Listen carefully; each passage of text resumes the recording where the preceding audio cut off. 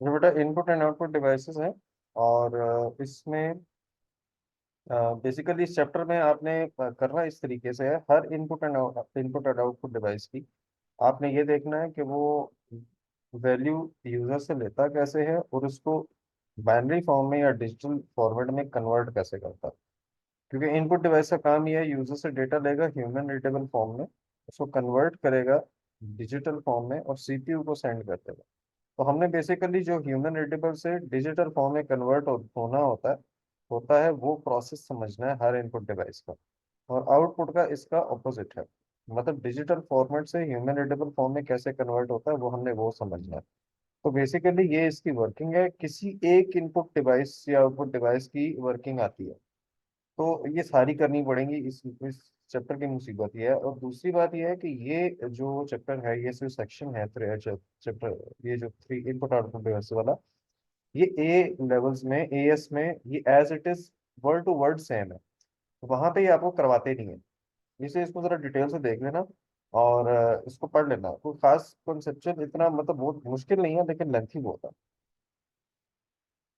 क्योंकि एएस में आपको आप जाओगे वहां पे टीचर्स कहेंगे जी ये तो आप ओ लेवल से पढ़ के आए हो तो ये खुद कर लेना। तो इसलिए ये कोई भी नहीं कराता किसी भी स्कूल में कोई भी टीचर। तो इसलिए अभी इसको जरा ध्यान से देख लेना ताकि आगे भी आपको इसमें हेल्प आउट करे।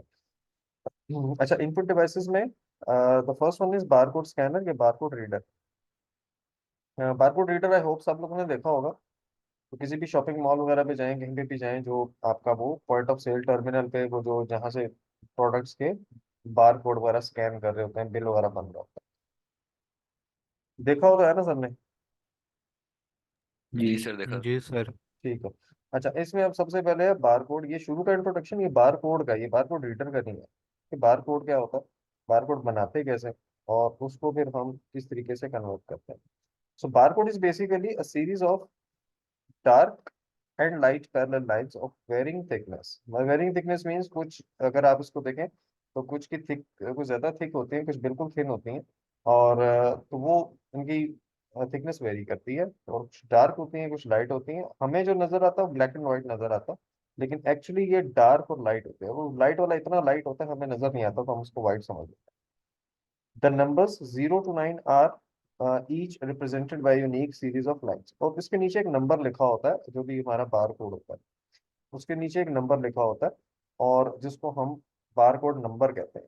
ठीक है, ये for example this is your bar code number. ठीक है, ये पूरी बार कोड की डायग्राम है। इसके नीचे नंबर लिखा होगा जिसमें 0 to 9 आपके डिजिट्स लिखे होंगे। तो हर नंबर का अपना एक पैटर्न होता है, डार्क एंड लाइट लाइट्स का। वो भी देखते हैं कैसे बनता है। यूनिवर्सल प्रोडक्ट कोड वर्जन ए, ये बेसिकली आपका एक यूनिवर्सल प्रोडक्ट कोड, ये जितने भी हमारे प्रोडक्ट्स होते हैं उन प्रोडक्ट्स पे का एक स्टैंडर्ड पैटर्न होता है जो कि हमारी बुक में दिया हुआ भी है। ठीक है, उसको हम यूपीसी या यूनिवर्सल प्रोडक्ट कोड कहते हैं। ये बेटा इसकी ये कुछ थ्योरी है, ये याद नहीं करनी, बस रीड कर लेना, यूपीसी पे क्वेश्चन नहीं आता। ठीक है, यूनिवर्सल प्रोडक्ट कोड ये है कि वो आपका स्टैंडर्ड कोड है। ये एएस में के लिए शायद आपको पढ़ना पड़े, एक बार इसको रीड कर लेते हैं, ऐसा चीज याद वगैरह नहीं करना। It adopt different codes for digits appearing on the left and for the digits appearing on the right. ये दरम्यान में बार कोड अगर आप कोई भी देखें तो उसमें ये इसकी गार्ड बार्स होती हैं, ये थोड़ी लेंथ में ज्यादा होती है। और अगर मैं आपको ये जूम करके दिखाऊं पिक्चर, ये बार कोड वाली, तो ये आपकी गार्ड बार्स हैं जो कि लेंथ में थोड़ी सी ज्यादा है। इसमें ये इसका लेफ्ट पोर्शन है, ये इसका राइट पोर्शन। तो लेफ्ट का पैटर्न अलग होता है और राइट का पैटर्न अलग होता है। ठीक है, वो पैटर्न मैं अभी आपको बताता हूँ पैटर्न कैसे। The actual left and right hand sides of the barcode are separated using guard bars. Guard bars मैंने भी आपको बताया था, जो लेंथ में थोड़ी सी लंबी लाइंस होती हैं उन्हें हम गार्ड बार कहते हैं। The structure of these guard bar shown in figure 13। ये आपके गार्ड बार का स्ट्रक्चर है। ये गार्ड बार्स होंगी, इस साइड पे लेफ्ट हैंड साइड होगी बार कोड की, इस साइड पे right hand. Figure 12 is an example of bar code showing the left and right hand side of three sets of bar code. ये आपका actual बार code है जो कि किसी भी आपका वो नजर आता है।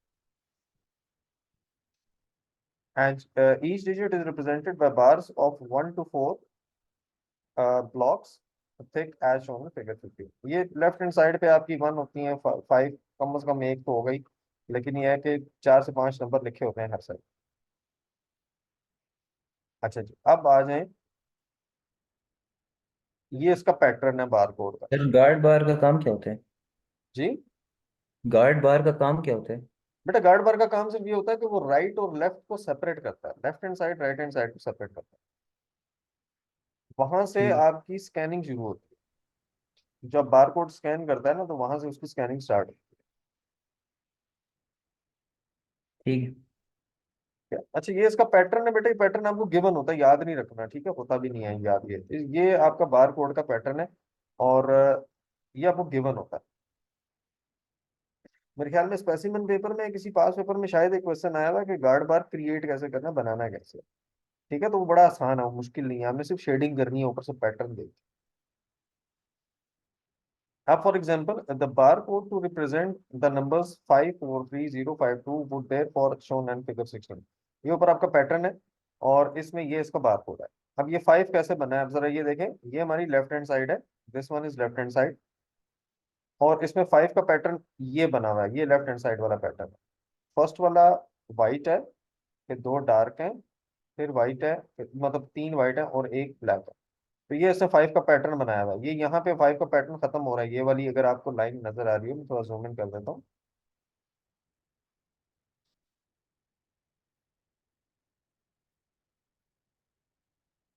ये देखें, ये 5 का पैटर्न यहाँ यहाँ तक 5 का खत्म हो रहा है। हर डिजिट के आखिर पे एक लाइन थोड़ी सी लेंथ में वाइज ज्यादा हो जाती है। तो यहाँ से पता चलता है 5 का कोड यहाँ पे खत्म हो रहा है। अब 5 का कोड समझ आया कैसे बना? जी सर, समझ आ गया। पहला ब्लॉक वाइट है, फिर डार्क है, फिर डार्क है, फिर 3 वाइट हैं, फिर एक ब्लैक है। तो ये 5 का पैटर्न बन गया। फिर 4 का पैटर्न यहाँ से ऊपर से देख के आप उस तरीके से, ये अगर आपको ये क्वेश्चन आएगा तो ये आपको ये गार्ड बाई ये सारी ब्लैक, मतलब आपको ये ब्लॉक्स बने हुए होंगे, आपने सिर्फ ऊपर से देख के शेडिंग करनी है उसमें। 5 का पैटर्न बनाए, फिर बस इसमें ध्यान ये रखना है कि लेफ्ट वाला लेफ्ट से देखना है, राइट वाला राइट से देखना है। तो ये इसकी शेडिंग हो जाएगी, तो ये आपका बार कोड क्रिएट है। That's how you can create a ठीक है बार सर। कोड। ठीक है, ठीक। बार कोड क्रिएशन, ये क्वेश्चन आ सकता है, how a bar code can be created. तो इसको आपने, ये इसके 4-5 पॉइंट्स हैं, ये जरा इसका देखिए। It is made up of two dark lines and two light lines. The width representing each digit is the same. Thus, the speed of scanning is not important. मतलब आप जितनी मर्जी स्पीड से स्कैन करें, क्योंकि वो जो बारकोड स्कैनर होता है ना, हर किसी की स्पीड होती है, और उस इसलिए अ, वो स्कैनिंग का कोई इफेक्ट नहीं होता। फास्ट है स्लो है जैसा भी है, वो बारकोड को स्कैन कर लेगा, क्योंकि उनकी विड्थ सेम होगी। The digit on the left have an odd number of dark elements and always begin with a light bar. अच्छा, ये जरा देखें अभी ऊपर, ये जो इसका सेंटेंस है, कि जो लेफ्ट वाले हैं, इसमें आपके जो ब्लैक ब्लॉक्स हैं वो ऑड नंबर होंगे। फॉर एग्जांपल, इसमें 3 है, इसमें 3 है, इसमें भी 3 है, इसमें आपके 1 2 3 4 5 है। ठीक है, इसमें 3 है, ऑड नंबर है, और स्टार्ट कहाँ से हो रहे हैं? लाइट लाइन से, मतलब वाइट से स्टार्ट हो रहे हैं जो लेफ्ट हैंड साइड है।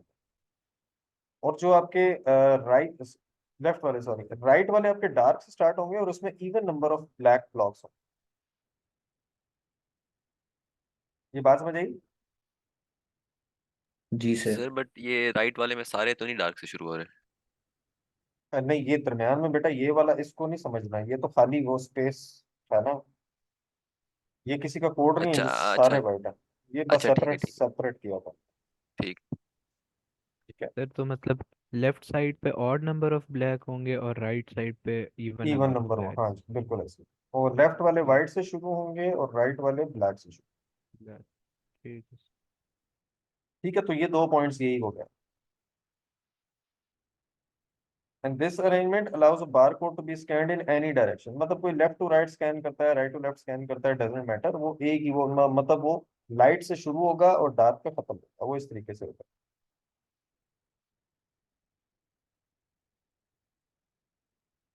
ये क्लियर है बेटा, बार कोड क्रिएशन क्लियर है? जी सर। ठीक है, उसके बाद आ जाए बारकोड स्कैन। अच्छा, बारकोड स्कैनिंग सबसे इंपॉर्टेंट है। अभी तक अगर पास पेपर में कोई क्वेश्चन आया हो तो बारकोड स्कैनिंग से रिलेटेड ही आया है। ठीक है, वो जो ऊपर मैंने कहा था बार कोड क्रिएट करने वाला, वो पैटर्न बनाने वाला, वो शायद किसी स्पेसिमेन पेपर में आया था, वो किसी पास पेपर में नहीं आया। तो लेकिन आ जाए तो वो बोनस है, वो इजी है, क्योंकि पैटर्न आपको दिया होता है, उसको देख के आपने शेडिंग ही करनी है। अच्छा जी, बार कोड स्कैनिंग, स्कैन कैसे करते हैं? अच्छा, इसमें अब बेटा अक्सर स्टूडेंट्स ये लिख देते हैं कि वो बार कोड के सामने रखते हैं और वो स्कैन हो जाता है, बिल बन जाता है। वो चीजें नहीं लिखनी, वो पॉइंट ऑफ सेल टर्मिनल का काम है, हमने उसकी इंटरनल बताना है कंप्यूटर के अंदर क्या हो रहा होता है उसमें। ठीक है, तो इसलिए ये क्वेश्चन जो थोड़ा सा टेक्निक, मतलब इसमें आपने उसकी टेक्निकल चीजें बतानी, वो नहीं बताना जो सामने नजर आ रहा है, वो तो सबको पता। Bar code is first read by red laser और रेड एलईडी। उसमें से रेड लाइट निकलती है, जो भी आपका बार कोड रीडर होता है वो बेसिकली उसको रीड कर रहा होता है। Light is reflected back off the bar code, the dark areas reflect light and और no light which allows the bar to be read. अच्छा, ये बेटा याद रखिएगा, जो डार्क एरियाज होते हैं उसको हम 1 इंटरप्रेट करते हैं, और जो लाइट होता है वो 0 कंसिडर होता है। ठीक है, ये याद रखना, डार्क जो है वो 1 है, लाइट जो है वो 0 है। ये आगे जितनी भी इनपुट आउटपुट डिवाइसेस है उसमें यही पैटर्न यूज हुआ है। ये बाइनरी में होता है? हाँ, हमने क्योंकि बाइनरी में कन्वर्ट करना है ना। ठीक है। अगर लाइट रिफ्लेक्ट बैक हो रही है, ठीक है, तो वो उसको 0 कंसिडर करेगा, नहीं हो रही तो उसको 1 कंसिडर करेगा। The reflected light is red by the sensors, वो जो रिफ्लेक्टेड लाइट होगी उसको सेंसर रिफ्लेक्ट करेगा। एज द लेजर और LED light is scanned across the barcode, the pattern is generated. तो हमारे पास ये डार्क लाइट का एक पैटर्न बन जाता है। ठीक है, this pattern is converted into digital data, उसके बाद हम उसको डिजिटल डेटा में कन्वर्ट करते हैं। ये फॉर एग्जांपल ये देख लें,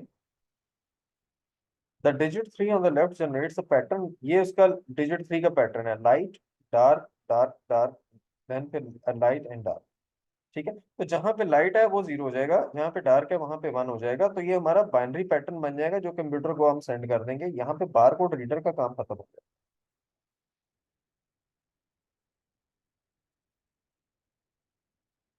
तो ये कहानी समझ आई? जी सर समझ आ गई। जी सर, आगे समझ।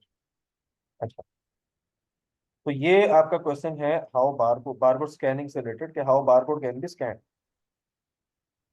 तो उसमें वो नहीं लिख देना जो वहां पे शॉपकीपर बैठा हुआ कर रहा है या जो काउंटर पे बैठा बंदा कर रहा है, वो सबको पता है। हमने उसकी as a computer science students हमने उसकी इंटरनल चीजें बतानी होती हैं कि वो इंटरनली कैसे वर्क है। अच्छा, बेटा ये शायद 40 मिनट बाद क्लास खत्म नहीं होगी, आपने जब ब्रेक लेनी होगी मुझे बता देना, ठीक है? Okay sir. ठीक है सर। अच्छा, उसके बाद ये एक क्वेश्चन है सर एप्लीकेशन। ब्रेक नहीं करा, पढ़ाई लें सर, टाइम बहुत कम रहेगी।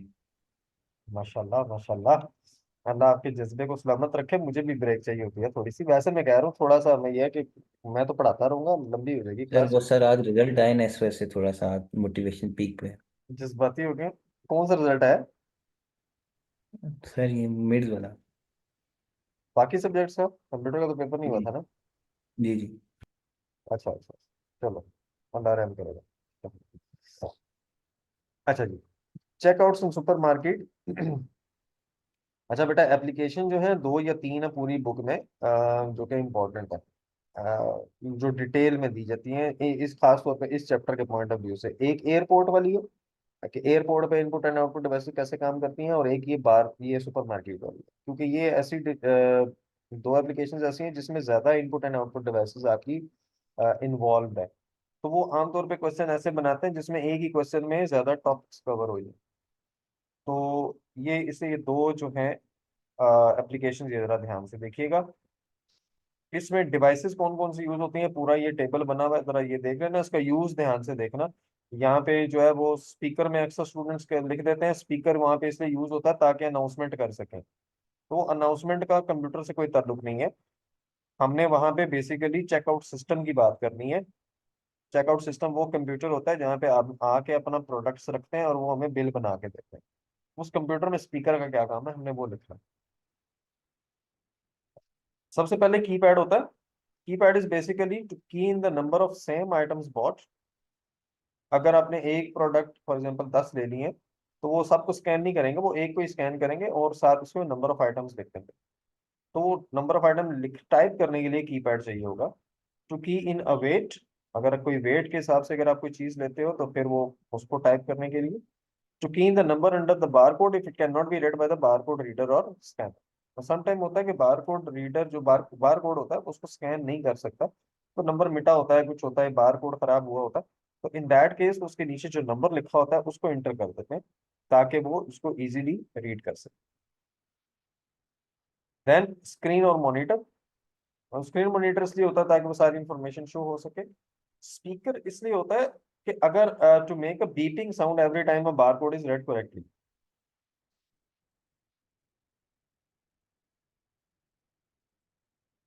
कि अगर आपका वो bar code Oh yeah.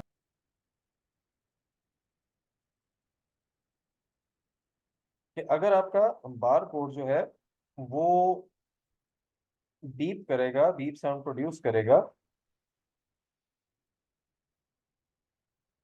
In case अगर आपका बार कोड प्रॉपरली रीड कर रहा है तब भी, और अगर इनकरेक्ट है तो वो डिफरेंट साउंड प्रोड्यूस करेगा। इसका फायदा ये होता है कि जो बार कोड स्कैन कर रहा है उसको देखना नहीं पड़ता कि स्कैन हुआ है या नहीं हुआ, हुआ है या नहीं हुआ। वो डिफरेंट साउंड जैसे ही प्रोड्यूस होगी उसको पता चल जाएगा कि ये स्कैन नहीं हुआ, तो फिर वो उसको दोबारा केयरफुली स्कैन करेगा या अदरवाइज वो उसका बार कोड नंबर एंटर कर लेगा। Next one is a sir तो प्रिंटर। एक स्टैंडर्ड आवाज ही होती है बार कोड जब वो रीड करते हैं, या कोई डिफरेंट भी हो सकती है? बेटा अगर तो वो रीड कर रहा है तो बीप साउंड ही होती है, और उसमें गाने तो बजाने नहीं होते। ठीक। उसमें वो स्टैंडर्ड साउंड होती है, लेकिन अगर वो नहीं करता तो फिर वो अलार्म साउंड जैसी होती है, तो वो दोनों की बीप थोड़ी सी डिफरेंट होती है। तो बस यही साउंड प्रोड्यूस होती है उसमें। Next one is printer. Printer is to print out a receipt और आइटमाइज लिस्ट, वो प्रिंट आउट करने के लिए होता है। मैग्नेटिक स्ट्राइप रीडर आपका अगर दरम्यान में क्रेडिट कार्ड अगर कोई यूज करता है, डेबिट कार्ड यूज करता है, तो उसमें मैग्नेटिक स्ट्राइप रीडर होता है जो आपका उसके लिए यूज होता है। ये आपने शायद मशीन देखी हो, अगर कोई क्रेडिट कार्ड या डेबिट कार्ड से अगर कोई शॉपिंग करता है तो उनको पास एक छोटी सी मशीन पड़ी होती है, वो उससे वो कार्ड को रीड करता है। And then you have the touch screen to select items by touching an icon such as fresh fruit which may be sold loose without packaging। अच्छा ये वाला काम वैसे अब खत्म हो गया टच स्क्रीन वाला। अब तो वो इसलिए इसमें तो ये करते हैं कि अगर आपने फ्रेश फ्रूट या वेजिटेबल भी लेना है तो उसके ऊपर भी वो वेट करके और उसका वो बार कोड लगा देते हैं। तो फिर जब आप चेक इन सिस्टम पे जाते हो तो बार कोड ही रीड होता है, लेकिन बट स्टिल कुछ जगह पे शायद यूज होता हो। ठीक है, तो ये आपके बेटे डिवाइसेस हैं, 5 से 6 डिवाइसेस हैं। ये क्वेश्चन आपका भी पास पेपर सॉल्व करेंगे इसके हम, तो उसमें हर आपने डिवाइस का नाम लिखना है और आपने उसका यूज बताना।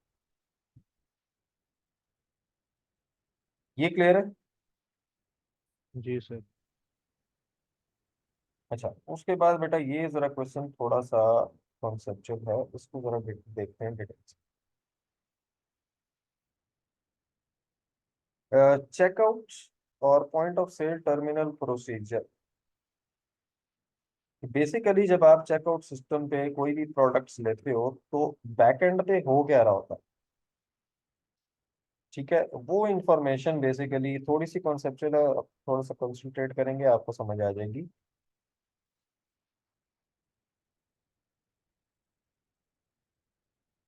इसमें basically the bar code number की field is looked up into the stock database. हमारे पास एक डेटाबेस होती है, डेटाबेस बनाई थी ना?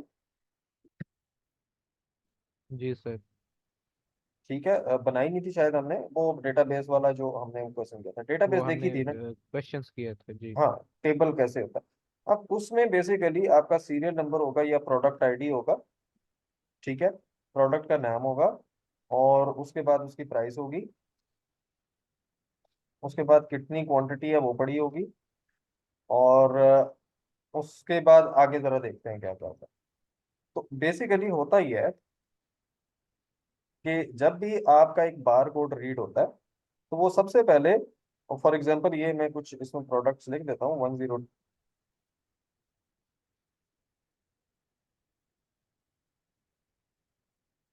फॉर एग्जांपल 3 लिख देते हैं हम। फॉर एग्जांपल ये आपका मार्कर है, ये लेट्स सपोज आपका पेन है, ये आपकी पेंसिल है, ठीक है, जो भी है। ये फॉर एग्जांपल 30 का है, ये 20 का है, बताइए।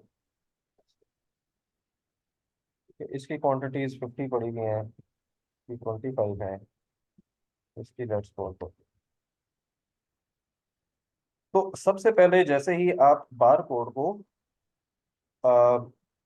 The bar code number is looked up. Looked up का मतलब होता है बेटा सर्च करना, ठीक है। लुक्ड अप का मतलब होता है सर्च। तो ये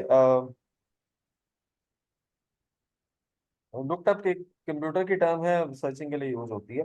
तो सबसे पहले तो वो डेटाबेस में वो मैच करेगा कि ये वाला प्रोडक्ट आईडी है या नहीं है हमारे पास, ठीक है। ऑब्वियसली होगा, तभी आपकी एकदम शॉपिंग मार्केट में पड़ा होगा, अगर नहीं होगा तो वो फिर उसको साइड पे कर देते, ठीक है। लेकिन हम अज्यूम करते हैं कि वो मिल जाएगा वहां से। when the barcode is found, let's suppose मैंने एक पेन लिया जाके वहां से, ठीक है, मैंने 4 या 5 पेन ले लिए वहां से जाके। तो वो सबसे पहले वो देखेगा उसका बारकोड मैच हुआ। जैसे ही मैच हुआ तो उसके बाद क्या, the price and other stock item details are send back to the checkout और पॉइंट ऑफ सेल टर्मिनल। तो उसकी जो प्राइस होगी पेन की 20, और जितनी क्वांटिटी मैंने उसकी ली है, या बाकी उसकी डिटेल के वो किस कंपनी का पेन है, क्या सारा कुछ है, वो सारी की सारी डिटेल जो है वो पॉइंट ऑफ सेल टर्मिनल को सेंड हो जाए।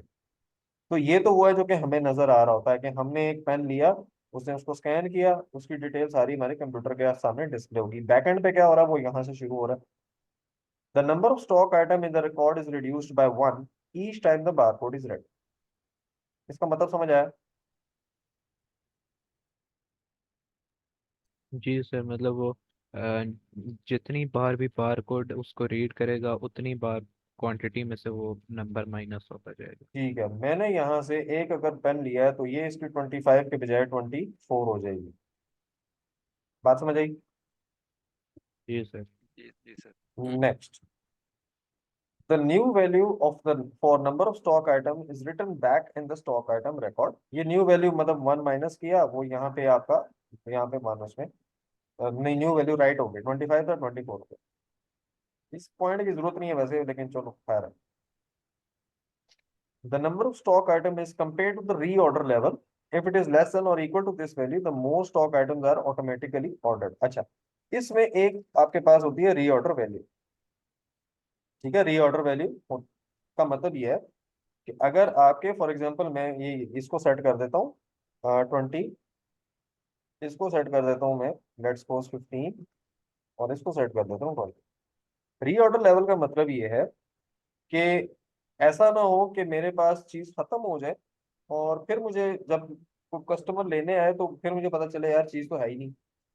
क्योंकि जो जैसे बड़े बड़े शॉपिंग मॉल्स होते हैं वहां पे प्रोडक्ट्स इतने ज्यादा होते हैं, वो याद नहीं रख सकते आप बैठ के, कि आप हिसाब लगा के बैठे हैं कौन सी चीजें कितनी पड़ी हुई है। तो वो जब रीऑर्डर लेवल ये होता है कि जैसे ही कोई आइटम थोड़ा सा शॉर्ट होगा मेरे पास, मतलब थोड़ी चीजें कम रह जाएंगी, तो ऑटोमेटिकली रीऑर्डर जनरेट हो जाएगा। ऑटोमेटिक रीऑर्डर ये भी हो सकता है कि सप्लायर की आपके पास डिटेल कंप्यूटर में होती है, तो सप्लायर के पास डायरेक्ट ईमेल चली जाए, या फिर ये भी हो सकता है कि स्क्रीन के ऊपर आपका मैसेज आ जाए कि ये चीज़ अब खत्म हो रही है, तो आप उसको रीऑर्डर मैनुअली कर दें। सो ये किसी भी तरीके से हो सकता है, ठीक है। लेकिन वो उस डिटेल में जाने की जरूरत नहीं है, हम ये कहेंगे ऑटोमेटिकली रीऑर्डर हो जाएगा। बेटा ये बात समझ आई है तो बता दो, इम्पोर्ट कॉन्सेप्चुअल यही है इसमें, ये 2 पॉइंट्स जी ही हैं, सर, ये और समझा होता है, गए। आगे समझ सर। ठीक है। अच्छा, तो ऑटोमेटिकली रीऑर्डर हो जाएगा ना। फॉर एग्जांपल अगर मैं चीजें ये लेते लेते लेते मेरे पास लेट्स सपोज यहाँ पे आ गए 15, जैसे ही 15 होगा, if it is less than और equal to this value most stock items are ordered automatically. तो ऑटोमेटिकली इसका रीऑर्डर हो जाएगा, ये इसका ऑर्डर सेंड हो जाएगा। वो ईमेल से के थ्रू होता है, जैसे भी होता है, वो हमारा काम नहीं है, वो उसकी डिटेल में जाने की जरूरत नहीं, बस ये समझ लो ऑर्डर हो गया। अच्छा, लेकिन अब ये 15 तो पड़े हुए हैं ना मेरे पास। अब होगा ये कंप्यूटराइज सिस्टम है, तो कोई नया बंदा आएगा तो ये 14 होगा, वो दोबारा मैच करेगा, दोबारा रीऑर्डर हो जाएगा। दोबारा रीऑर्डर से बचने के लिए हम एक फ्लैग सेट करते हैं। हम एक फ्लैग की वैल्यू रखते हैं कि जैसे ही रीऑर्डर हुआ इसकी वैल्यू वो ट्रू कर देगा। इस ट्रू का मतलब ये है कि ये रीऑर्डर हो चुका है। तो अब अगर कोई और बंदा यहाँ से प्रोडक्ट लेता है और ये इसकी वैल्यू इससे लेस है, तो साथ फ्लैग भी चेक करेगा। अगर फ्लैग ट्रू है तो रीऑर्डर नहीं करेगा। वरना वो रीऑर्डर करता रहेगा। तो ये वाला जो पॉइंट है, once an order for more stock item is generated, a flag is added to the record to stop reordering every time the stock item barcode is read।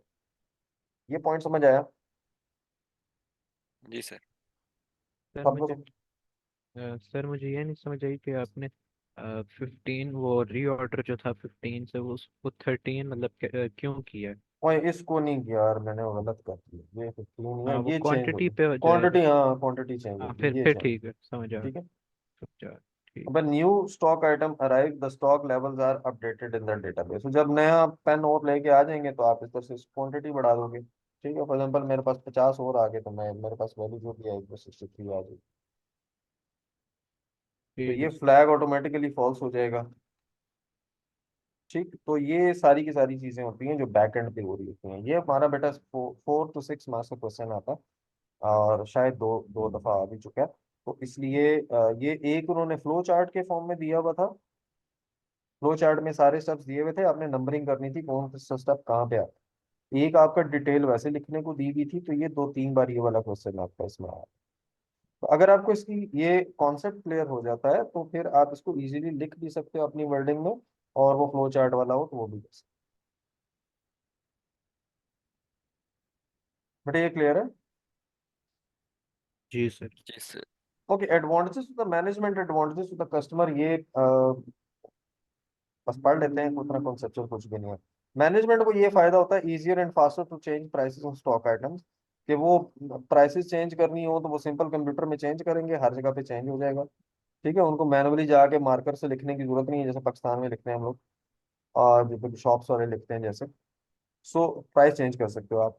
Much better, more up to date sales information, sale trends, और उसमें आपको sales information ज्यादा update up to dated पता चलती है, sale के trend पता चलते हैं। No need to price every stock item on the shelfs, this reduce time and cost to the management, आपको हर जगह पे प्राइस लिखने की जरूरत नहीं है। Allow for automatic stock control, automatic stock control का मतलब ये है कि जो रीऑर्डर हो रहा है, जैसे ही कम हो रहा है वो खुद से ऑर्डर जा रहा है, तो ये ऑटोमेटिक स्टॉक कंट्रोल हम इसको कहते हैं, कि आपका स्टॉक कंट्रोल में रहता है, आपको ऐसा नहीं होता कोई चीज शॉर्ट हो जाए, खत्म हो जाए, आपको पता ही नहीं। Possible to check customers' buying habits more easily by linking barcodes to, for example, customer loyalty cards। और उसके बाद यहाँ पे कस्टमर लॉयल्टी कार्ड्स, पाकिस्तान में कोई मैंने इस तरह कॉन्सेप्ट देखा नहीं, यहाँ पे मैंने देखा हम जिस भी मॉल पे जाते हैं तो वो हमसे कहते हैं कि आप हमसे हमारी ऐप डाउनलोड कर लें, या आप हमारी हमसे कार्ड ले लें, लॉयल्टी कार्ड ले लें। तो उसमें वो आप हमें डिस्काउंट वगैरह भी देते हैं, या कुछ जो भी इनकी लॉटरी शॉटरी लगती है, पता नहीं, हमारी तो कभी नहीं लगनी। लेकिन ये है कि वो आपको वो प्लस पॉइंट्स देते हैं, वो बेसिकली वो रखते हैं इसलिए कि आपको कस्टमर की बाइंग हैबिट्स पता चले, तो उसके हिसाब से वो उसको उसको मार्केट कर सके। तो वो हमारा नंबर तो फिर उनके पास होगा ना, वो उसको फिर हमें एसएमएस करेंगे जो भी ऑफर आएगी, हमें व्हाट्सएप मैसेजेस करते हैं, अगर कोई भी, फॉर एग्जांपल लेट्स सपोज मुझे परफ्यूम का ज्यादा शौक है, तो परफ्यूम जहाँ पे भी अगर सस्ता होगा या कोई इस पे ऑफर आएगी तो मुझे व्हाट्सएप करेगा। तो ये इस तरीके से वो कस्टमर को बेसिकली अट्रैक्ट करने की कोशिश करते हैं। तो ये मैनेजमेंट के एडवांटेजेस है। कस्टमर का फायदा ये है कि फास्ट चेकआउट है, अगर रजिस्टर पे कोई बंदा बैठा लिखने बैठ जाए तो फिर तो मतलब आपके वो टाइम बहुत ज्यादा वेस्ट होगा। Errors in charging customers are reduced, कि अगर कैलकुलेशन में कोई गलती नहीं होती क्योंकि ऑटोमेटिक सारा कंप्यूटराइज होता है, तो कोई इसमें एरर्स वगैरह नहीं होते। आइटमाइज्ड बिल आपको मिल जाता है, कि हर आइटम की प्राइस आपके सामने लिखी होती है, और उसके बाद वही आपकी बेसिकली वारंटी भी होती है अगर आप वापस करना चाहो जाए। Cost savings can be pass to the customers, उसके बाद जो भी डिस्काउंट वगैरह लगना होता है, जो भी होता है वो फिर आप उसके ऊपर डायरेक्ट ऑटोमेटिकली लगा सकते हो। And better track of sell by date, so food should be fresher. तो उसमें यह है कि आप सेल बाय डेट्स की ऑप्शन भी आपके उसमें, मतलब आपको पता चल जाता है कि फ्रेश फूड है या नहीं। ये वाली कहानी थोड़ी लंबी है, इस पॉइंट को इग्नोर कर दो। ये जो फ्रेश फ्रूट फ्रूट वगैरह जो सारी चीजें होती है ना, उसका बार कोड नंबर से वो आइडिया हो जाता है कि ये फ्रेश है या नहीं है। मतलब फैक्ट्री से बना हुआ है कुछ फ्रूट है जो है वो किसी फार्म से बना हुआ है या नेचुरल है या जो भी है, वो सारी की सारी चीजें जो है वो बार कोड से पता चल जाती। बेटा यहाँ तक क्लियर है? जी जी सर। सर। अच्छा, ये वाला जी टॉपिक सर। जो है ये 2-3 बार आया हुआ है, इसको जरा देख लेना, बार कोड वाला। उसके बाद दूसरा यूज इसका क्यों हुआ लाइब्रेरी में, ये एक पैराग्राफ है यार, ये खुद पढ़ लो जरा, इसमें कुछ ना समझ आया तो मुझे बता दो।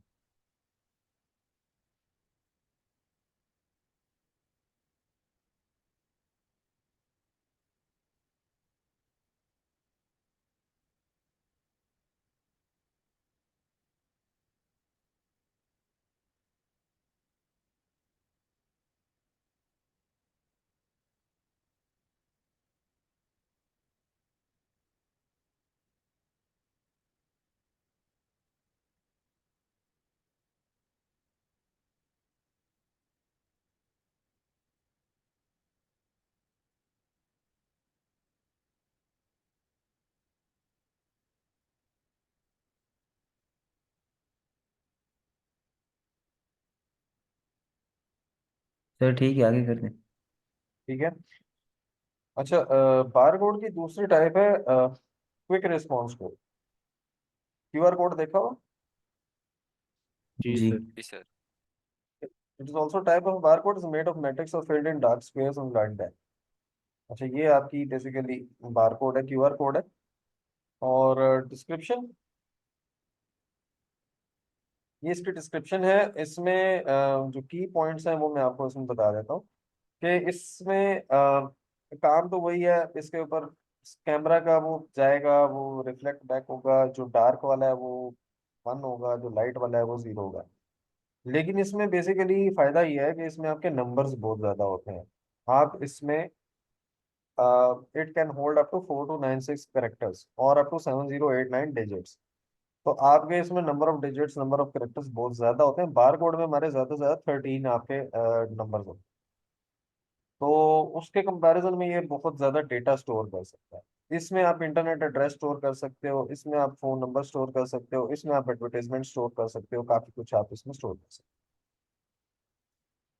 हो। If more data is added to QR code, its structure becomes more complex. जितना ज्यादा ऐड करोगे कॉम्प्लेक्स होता जाएगा। The three large squares of the corners of QR code function as a form of alignment. ये जो large squares होते हैं इसके, ये इसके अलाइनमेंट मार्कर्स होते हैं। ठीक है, इसको अलाइनमेंट मार्कर कहते हैं। वो बेसिकली ये है कि आपने कैमरा किस डायरेक्शन में रखना है। आप कैमरा के ऊपर जब जब भी आप क्यूआर कोड स्कैन करते हो, एक स्क्वायर सा बना आता है आपके कैमरा में। तो आपने वो बेसिकली इस कॉर्नर पे इसको रखना होता है। तो ये बेसिक अलाइनमेंट के लिए यूज होता है, ये जो बड़े वाले स्क्वायर होते हैं। बाकी इनका इसमें कोई डेटा स्टोर नहीं होता। The remaining small corner square is used to ensure the correct size and correct angle of the camera shot when the QR is ready। ठीक है, बाकी जो स्मॉल कॉर्नर स्क्वायर है वो मुझे नजर नहीं आया कभी वैसे, इधर कॉर्नर पे था। ये जो आपको नजर आ रहा है, ये छोटा वाला,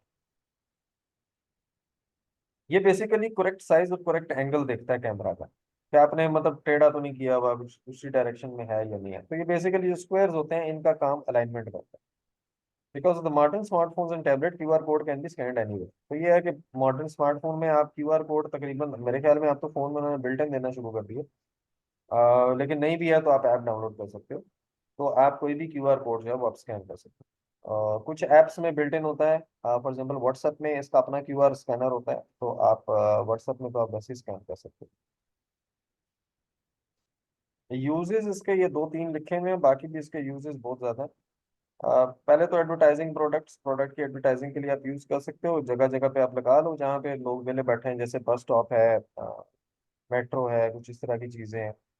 तो वहां पे आप क्यूआर कोड लगा दो, बजाय बड़े बड़े बैनर लगाने के या कुछ और करने के, आप छोटा सा क्यूआर कोड लगा दें, जिसे स्कैन करना होगा वो कर लेगा। Giving automatic access to the website और कॉन्टैक्ट टेलीफोन नंबर। अच्छा, ये बेटा वहाँ पाकिस्तान में तो मैंने देखा नहीं, यहाँ पे यूज होता है कि अगर फॉर एग्जांपल मैं प्रिंटिंग के लिए वो गया था एक दिन के, मैंने अपने डॉक्यूमेंट्स प्रिंट कराने थे। तो उस शॉप वाले ने सामने रखा हुआ था क्यूआर कोड। तो उसने कहा था, मैंने उसे कहा था मैं डॉक्यूमेंट्स प्रिंट कर रहा हूँ, तो उसने कहा ये क्यूआर कोड स्कैन करो, मेरा नंबर ऑटोमेटिकली सेव हो जाएगा, तो आप मुझे व्हाट्सअप कर दो। तो इस काम के लिए यूज होता है कि आप ऑटोमेटिक एक्सेस दे दो किसी को वेबसाइट का या टेलीफोन नंबर का, कि मैं उसका क्यूआर कोड स्कैन करूंगा, उसका कॉन्टैक्ट ऑटोमेटिकली मेरे व्हाट्सएप पे आ जाए, बजाय इसके कि मैं उसको देख के सेव करता रहूँ और फिर उसको ढूंढूं कि व्हाट्सएप पे है या नहीं है। तो वो जरा क्विक आपका होता था।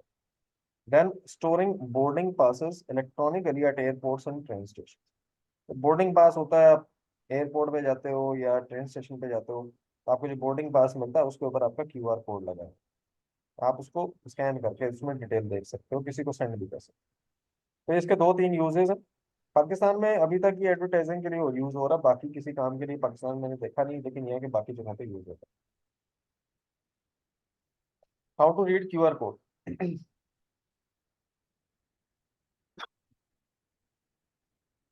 अच्छा बेटा ये जरा देख लो, इसमें कोई मेरा नहीं ख्याल, ये क्यूआर कोड आपने अगर व्हाट्सएप वाला स्कैन किया हुआ ना लैपटॉप पे तो ये आपको समझ आ जाएगा। तो पॉइंट नहीं समझ आया मुझे बताना, मैं जरा पानी चल पी लूँ।